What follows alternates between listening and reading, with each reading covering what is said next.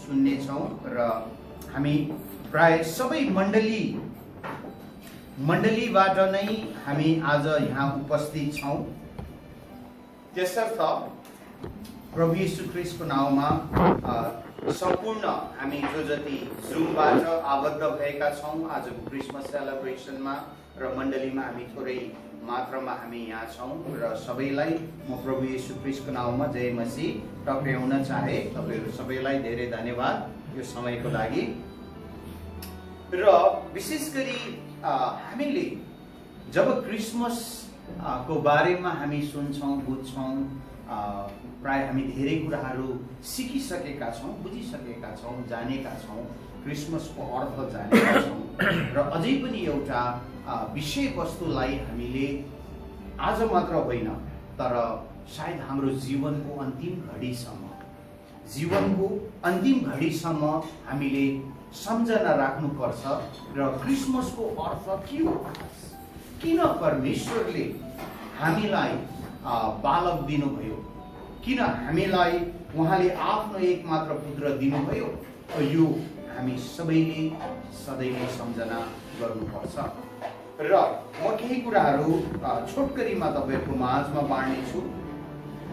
र क्रिसमसको अर्थ चाहिँ हामीले बुझ्नु हो भने परमेश्वर यो संसारमा आएर उहाँले आफ्नै हाम्रो मानिसको भाषामा उहाँ स्वयं आफैले बोल्नु भएको छ है। मानिसको भाषामा स्वयं उहाँ बोल्नु भएको छ अनि हामीलाई बताउनु भएको छ र उहाँले धेरै कुराहरू बताउनु भएको कुराहरूमा सबैभन्दा मुख्य कुरो चाहिँ संसारका मानिसले परमेश्वरको डर मान्नुपर्छ। संसारका मानिसले परमेश्वरको भय मान्नुपर्छ। र यसैयाको पुस्तक जब हामी हेर्छौँ प्रभु जन्मिनुभन्दा अगाडि यसैया अगमवक्ताले भन्नुभएको छ, रिवाइन्ड गराउनु भएको छ।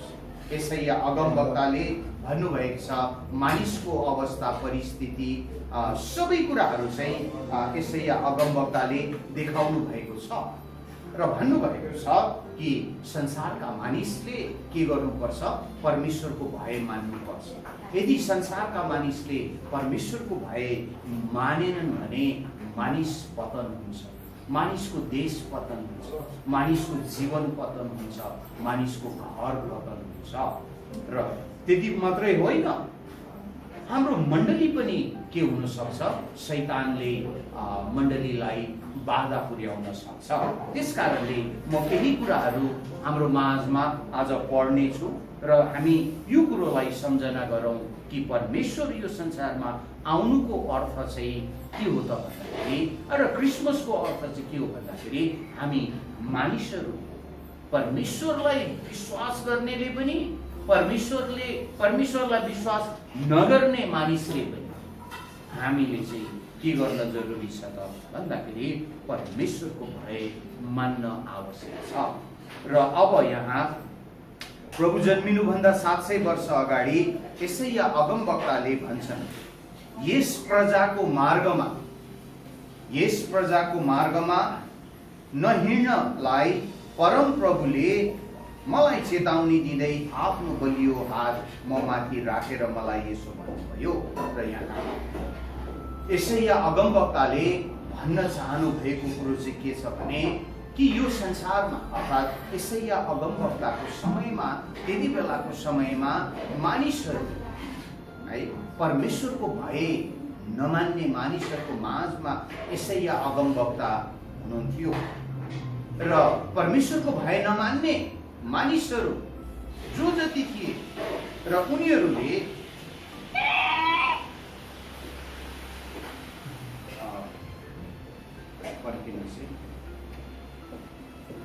त्यो लुना बाहिर गएछ है।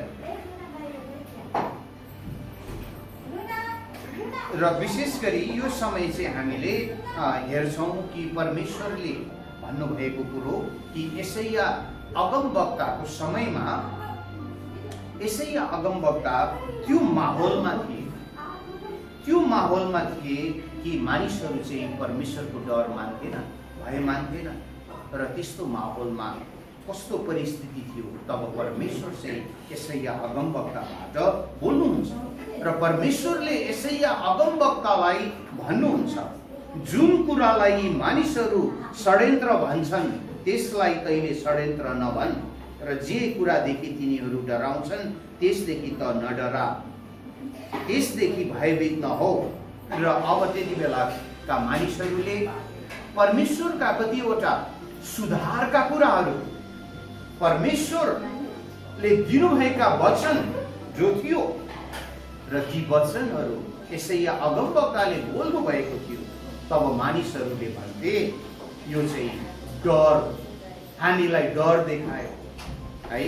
परमेश्वरको डर किन हामीलाई देखाउनु, हामीलाई आफ्नो जीवन जिउन दिनु, हाम्रो स्वतन्त्रतामा राखिदिनु, परमेश्वरको वचन लिएर हामीलाई त्रासित नबनाउनु हो। यस्ता प्रकारका कुराकानीहरू चाहिँ मानिसहरूले गर्ने गर्थे। र यशाया अगमवक्तालाई परमेश्वरले भन्नुहुन्छ, उनीहरूले जे भन्दैछन्, उनीहरूले जे बोल्दैछन्, उनीहरूले तिमी बोलेका कुरालाई षड्यन्त्र भन्दैछन् अथवा विभिन्न प्रकारका दोष्याउने कुराहरू गर्दैछन्, तर तिमी नडराऊ है, तिमी चाहिँ नडराऊ भनेर परमेश्वरले यशाया अगमवक्तालाई भन्दै हुन्छ। त्यसको अर्थ नडराऊ भन्नुको अर्थ चाहिँ मेरो वचन बोल्नको लागि नडराऊ, मेरो वचन बाँड्नको लागि नडराऊ, मेरो वचन व्यवहारमा उतार्नको लागि नडराऊ। मानिसले तिमीलाई स्वीकार गरून् र मानिसले तिमीलाई रिजेक्ट गरून्, तिमी चाहिँ नडराऊ। र यहाँ परमेश्वरले भन्नुहुन्छ, सर्वशक्तिमान परमप्रभुलाई नै तैले पवित्र ठान्नु र उहाँकै भय तैले मान्नु, उहाँसँग नै त डराउनु है। र परमेश्वरले भन्नुहुन्छ कि अब मुख्य कुरो चाहिँ मानिससँग डराउने होइन, तर परमेश्वरसँग डराउनु पर्छ हामी। यो कुरा चाहिँ परमेश्वरले यशाया अगमवक्ताबाट, उहाँ अगमवक्तालाई मात्र होइन, अगमवक्ताको समयका मानिसलाई मात्र होइन, तर आजको हामी संसारलाई है, मण्डलीलाई र मण्डलीमा रहने अथवा नरहने सबैलाई परमेश्वरले भन्नुभएको र बोल्नुभएको हो। र उहाँ नै तेरो वासस्थान हुनुहुन्छ, अर्थात् परमेश्वरले भन्न चाहनु भएको कुरा चाहिँ के छ, परमेश्वर चाहिँ को हुनुहुन्छ, वासस्थान हुनुहुन्छ। परमेश्वरको वासस्थानमा हामीले राम्रो र सुरक्षित सेल्टर पाउँछौँ। परमेश्वरले त्यो महसुसी गराउन चाहनुहुन्छ है, र परमेश्वरलाई नै खोज्नुपर्छ हो। यो कुराहरू चाहिँ यशाया अगमवक्ताबाट बोल्नु भएको छ परमेश्वर। तर इजरायलका दुवै घराना, अर्थात् इजरायल र यहुदा है, उत्तर इजरायल र दक्षिण इजरायल है, दुईटै घराना के छ त उनीहरूको घराना यशाया अगमवक्ताको समयमा, हेर्नुहोस् त।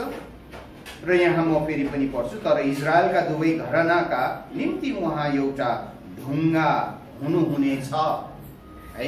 ढुङ्गा, मानिस बाटोमा हिँड्दै जाँदाखेरि जब एउटा ढुङ्गा उसले देख्दैन र उसको खुट्टा त्यो ढुङ्गामा ठोकियो भने त्यो मानिस ठोकिएर लड्छ, ठेस खान्छ, लड्छ।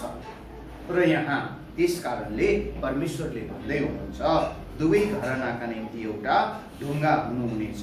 परमेश्वर जसले मानिसहरूलाई ठेस खान लगाउँछ, एउटा चट्टान जसले तिनीहरूलाई लोट्न लाउँछ, अनि उहाँ यरुसलेमका मानिसहरूका निम्ति धराप र पासो हुनुहुन्छ। यसको अर्थ चाहिँ परमेश्वरमा मानिसहरू चाहिँ के हुनुपर्छ, ठेस खानुपर्छ। परमेश्वरको वचनले उनीहरू दुई धारे तरवारले जस्तै है काटिनुपर्छ, छाटिनुपर्छ, छिमोलिनुपर्छ। मानिसको हृदय, कठोर हृदय परिवर्तन हुनुपर्छ हो। यो चाहिँ मुख्य कुरा यशाया अगमवक्ताबाट भन्नुभएको छ। किन भन्दाखेरि मानिस त्यस्तो हृदय, नम्र हृदयका छैनन् मानिसहरू है। र अहिले 2020 मा के मानिस नम्र छन्, 2019 मा के मानिसको हृदय नम्र छ? त्यस्तै नै छ। मानिस परिवर्तन हुन सजिलो छैन, गाह्रो छ। फेरि पनि अझै परमेश्वरले यसैया अगमवक्ताबाट भन्नुभएको उहाँ यरुसलेमका मानिसहरूका निम्ति धराप र पासो हुनुहुन्छ र धेरैजना ठेस खानेछन्, तिनीहरू लोट्नेछन् र टुक्रा टुक्रा हुनेछन्, तिनीहरू पासोमा पर्नेछन् र पक्राउ पर्नेछन्। र अब यहाँ के छ त, मानिस चाहिँ के हुनुपर्छ, उसको हृदय परिवर्तन हुनुपर्छ है। परमेश्वरले तयार गर्नुभएको चट्टानबाट है हामीले हेऱ्यौँ भने त्यही चट्टानबाट परमेश्वरले मानिसलाई पानी पनि दिनुभएको छ, जीवन पनि दिनुभएको छ। यदि कुनै पनि मानिसले परमेश्वरले दिने जीवनलाई स्वीकार गर्दैन भने त्यही चट्टानमा ठेस खाएर लड्नेछन् मानिसहरू। त्यसको अर्थ चाहिँ परमेश्वरले ट्रान्सफर्मेसन ल्याउनुहुन्छ, परमेश्वरले परिवर्तन गर्नुहुन्छ। ठेस खानुको अर्थ चाहिँ परमेश्वरले परिवर्तन हामीलाई गर्नुहुन्छ भन्नुभएको हो र परमेश्वर त्यो चाहनुहुन्छ। र अब यहाँ 16 पदमा यो गवाही पत्र बाँधिदेऊ र यो व्यवस्था मेरा चेलाहरूका बीचमा बन्द गरेर त्यसमा मोहर लगाइदेऊ।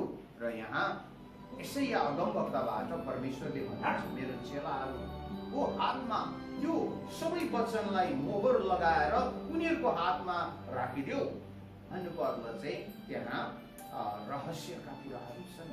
परमेश्वरले मानिस ठेस खान्छ भन्ने कुरो चाहिँ साधारण कुरो होइन। मानिस लड्छ, धरापमा पर्छ भन्ने जुन चाहिँ आत्मिकी विषय वस्तु चाहिँ सजिलो विषय वस्तु होइन। परमेश्वरको वचन बुझ्न सजिलो छैन हो यो कुरो परमेश्वरले भन्नु। तर चेलाहरूले के गर्न सक्छन्, परमेश्वरको वचनको अर्थ चाहिँ अरूलाई बाँड्न सक्छन्, अरूलाई शेयर गर्न सक्छन्, अरूलाई बुझाउन सक्छन्। र त्यसरी नै आज तपाईँ र मलाई परमेश्वरले आफ्नो पुत्र येशू ख्रीष्टलाई आजभन्दा 2000 वर्ष अगाडि बेथलेहेममा उहाँले आफ्नो पुत्रलाई दिनुभयो, हाम्रो निम्ति उहाँले दिनुभयो र उहाँले परमेश्वरको राज्यको व्यवस्थालाई देखाइदिनु भएको छ। व्यवस्था के हो, परमेश्वरको प्रेम के हो, परमेश्वरको अनुग्रह के हो र मण्डलीले यो कुरालाई बुझ्नुपर्छ र यहाँ परमेश्वर अगमवक्ताबाट बोल्नु भएको छ। र अब यहाँ अर्को विषय वस्तु परमेश्वर के बोल्नुहुन्छ भने 19 पदमा संसारमा मानिसहरू परमेश्वरको डरलाई भन्दा पनि कतिवटा अन्धविश्वासमाथि डर राख्ने गर्छन् र यो व्यर्थ हो। अन्धविश्वासमा भर पर्नु व्यर्थ हो, तर सत्य र जीवित परमेश्वरलाई विश्वास गर्नु चाहिँ असल हो। र यहाँ म पढ्छु, व्यवस्था र गवाही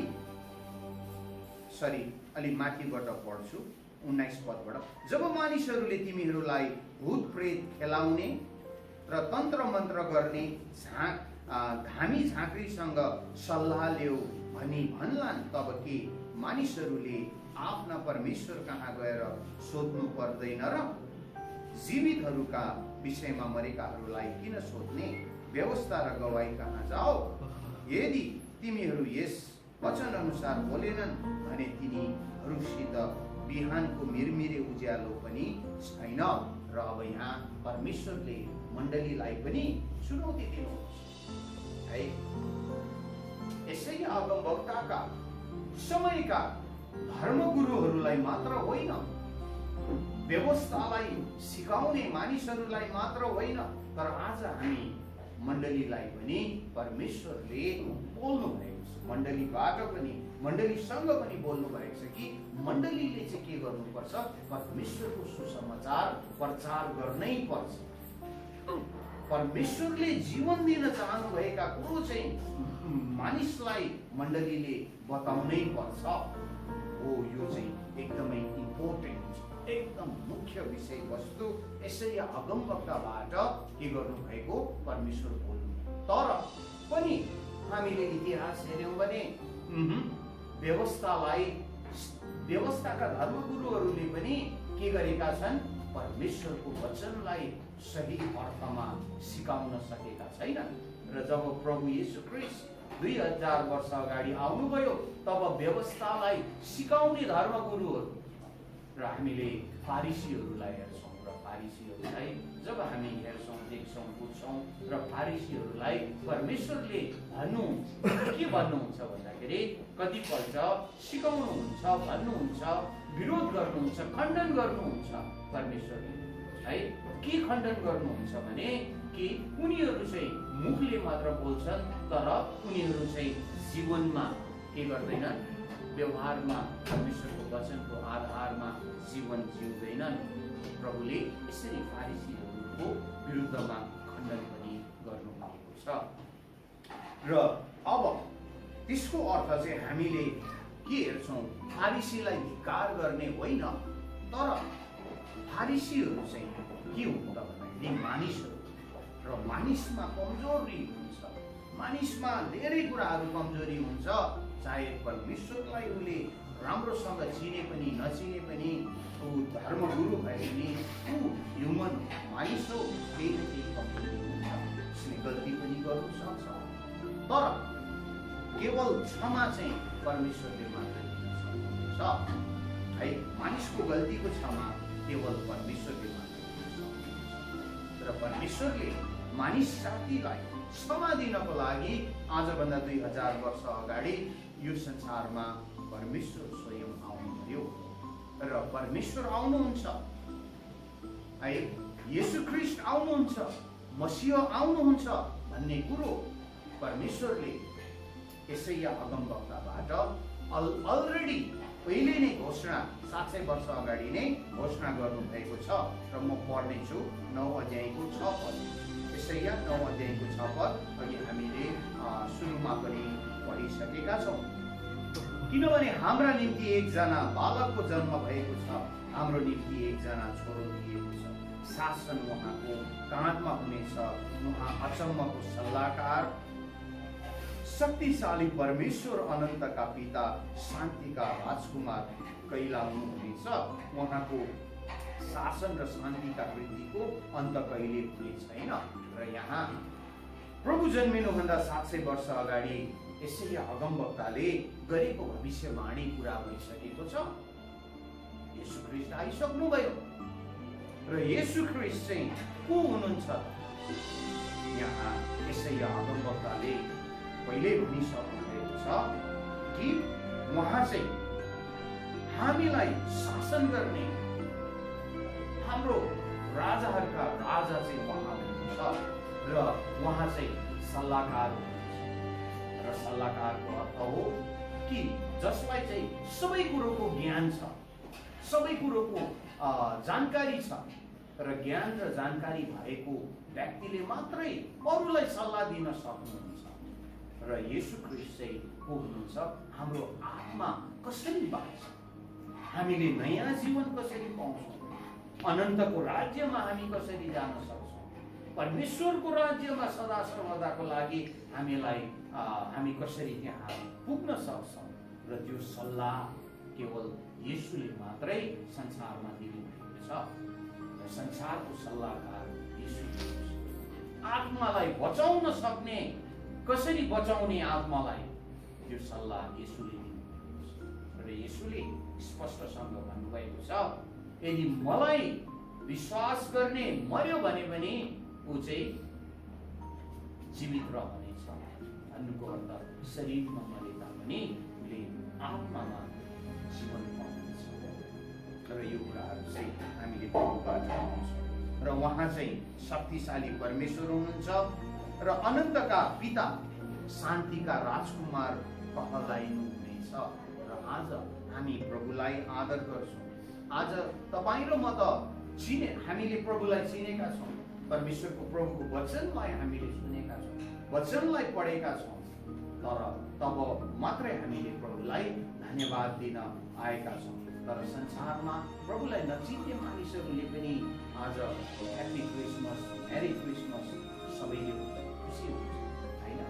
रातो टोपी लगाएर हिँड्छन् धेरैजना है। हामी भनौँ गएको समयहरूमा हामी क्यारोलको लागि जाँदाखेरि नन क्रिस्चियनहरू पनि रातो टोपी लगाएर अनि ह्याप्पी क्रिसमस, मेरी क्रिसमस भन्दै क्यारोल ग्रुपहरूमा हाम्रै क्यारोल सिङ्गिङ ग्रुपहरूमा जोइन गर्थे, डान्स गर्थे। नन क्रिस्चियन हाम्रा दाजु चिनेका छौँ, बालक येशूलाई चिनेका छौँ। बालक येशू संसारमा किन आउनुभयो, उहाँ आउने उद्देश्य पनि हामीलाई थाहा छ। त्यस कारणले गर्दाखेरि प्रिय दाजुभाइ दिदीबहिनीहरू, आज हामी प्रभुलाई धन्यवाद दिन्छौँ र उहाँको उद्देश्यलाई हामीले थाहा पाएका छौँ र उहाँले हामीलाई नयाँ जीवन दिनुभएको छ। र आज हाम्रो माझमा हाम्रा छिमेकी, हाम्रा साथीहरू जसले नयाँ जीवन पाउनु भएको छैन, क्रिसमसको टाइम चाहिँ मेरी क्रिसमस भन्ने एउटा अपर्च्युनिटी मात्रै हो, उद्देश्य मौका मात्रै हो। तर मेरी क्रिसमस भन्दै मौका लिनुपर्छ हामीले र परमेश्वरको सुसमाचार, प्रभु येशूको सुसमाचारलाई हामीले अरूलाई सेवा बाँड्नुपर्छ र अरूलाई हामीले सेवा गर्नुपर्छ। र यसरी चाहिँ यो आजको म्यासेजलाई हामीले सम्झना गर्छौँ।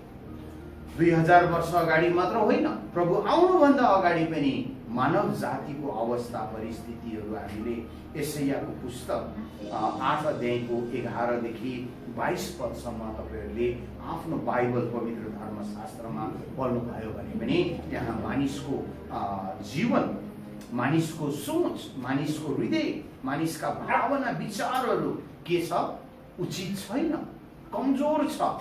मानिसहरू अघि हामीले यहाँ पढ्यौँ र यसै अगमवक्ताबाट परमेश्वरले भन्नुभएको यो कुरो फेरि हामी रिमाइन्ड गरौँ। जब मानिसहरूले तिमीहरूलाई भूत प्रेत खेलाउने, तन्त्र मन्त्र गर्ने, धामी झाँक्रीसँग सल्लाह ल्याऊ भनी भन्लान्, तब के गर्ने? हामीले के गर्ने? त्यो प्रश्नको अर्थ चाहिँ के हो? हामीले चाहिँ सृष्टिकर्तालाई के गर्नुपर्छ? विश्वास र भरोसा गर्नुपर्छ। सृष्टिकर्ताले उहाँले हाम्रो लागि आफ्नो एकमात्र पुत्र प्रभु येशूलाई हाम्रो निम्ति मर्नको लागि यो संसारमा पठाउनु भयो अनि उहाँ बेथलेहेममा जन्मिनुभयो। यसरी नै उहाँले पिताको आज्ञा पालन गर्नुभयो, क्रुसमा कष्ट भोग्नुभयो। उहाँले हाम्रो पापको पेनल्टी, हाम्रो पापको ज्याला उहाँले तिर्दिनु, हामी स्वतन्त्र भएका छौँ। त्यसकारण त हामी रमाउँछौँ त है। जब क्रिसमसको समय आउँछ हामी खुसी हुन्छौँ हैन। र अघि हामीले हेऱ्यौँ हैन, परमेश्वरलाई धन्यवाद है। हाम्रो नानीहरू कति साना साना थिए है, त्यस्तो साना अवस्थामा पनि हामीले परमेश्वरलाई के गरेका थियौँ? महिमा गरिरहेका थियौँ। हाम्रै नानीहरू अब अहिले धेरै पाको, म्याच्योर भइसके, अझै हामीले परमेश्वरलाई के गरिरहेका छौँ? महिमा दिइरहेका छौँ, धन्यवाद दिइरहेका छौँ। र अब हामी सायद मेरा उमेरका तपाईँ हामी जो जति छौँ, सायद आजको 15 वर्ष बादमा, 20 वर्ष बादमा यो संसारमा रहन्छौँ, रहँदैनौँ, थाहा छैन हैन। तर जसरी हामीले फोटोहरू हेऱ्यौँ, पिक्चरहरू हेऱ्यौँ र हाम्रो नयाँ पुस्ताले हैन, दुध खाँदै गरेको बालक हामीले आज मण्डलीमा हुर्किँदै बढ्दै गरेको हामीले देखिरहेको ती बालकहरूलाई परमेश्वरको ज्ञानमा, परमेश्वरको भयमा हामीले हुर्काउनु, बढाउनु अनि अझै आत्मामा बलियो बनाउनु, ताकि परमेश्वरको महिमा पुस्तौँदेखि पुस्तौँसम्म सदा सर्वदा रहिरहन्। र परमेश्वरले हामी सबैलाई आशिष दिउन्। र अब म समय हाम्रो डिकन मोती भाइलाई हस्तान्तर गर्दछु र आजको वचन बोलाइ सुनाइमा परमेश्वरले सबै हामीलाई आशिष दिउन्। र फेरि पनि तपाईँहरू सबैलाई जय मसीह र मेरी क्रिसमस।